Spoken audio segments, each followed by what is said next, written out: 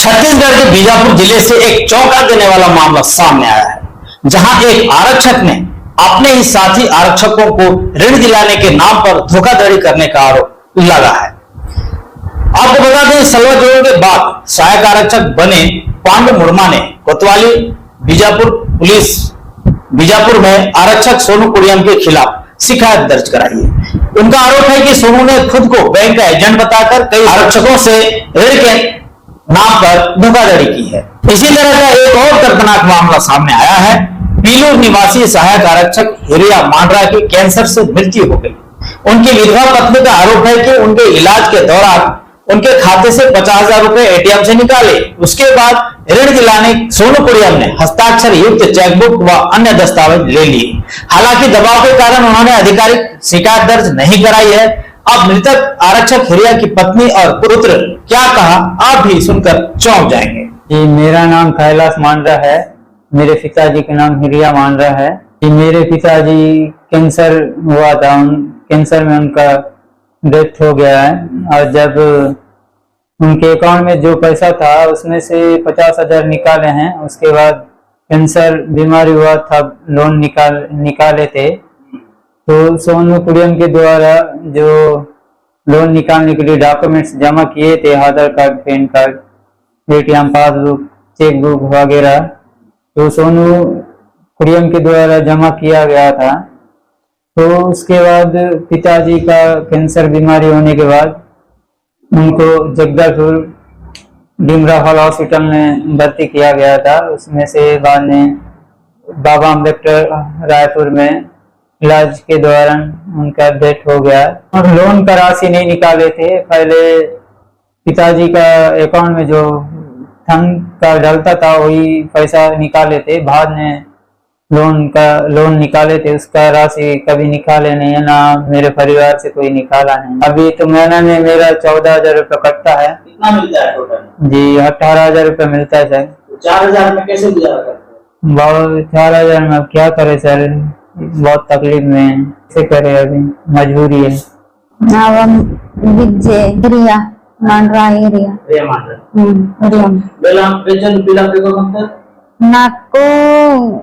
21 రెండు పిల్ల మరి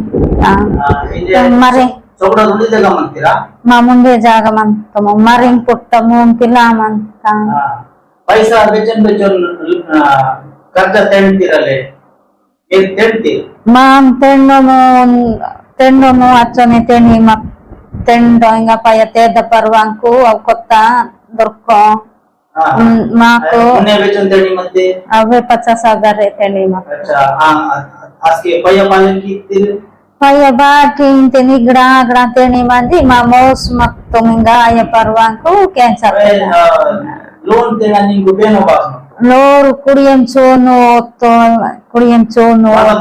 तो ATM PAN card पासबुक की चेकबुक की नाको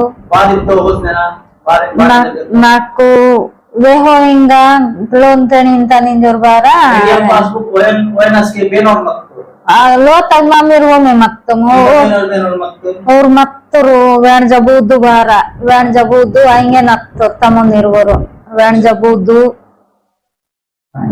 अक्तरो इंजे बेकल लोन पटाके मुइतो पटाके इंतो इंगा बार के इंतो पटाके व मत के जेल दा इंत नित्तो रिंगा दास पटाके सुरमंतो इंजोर न दो ओ।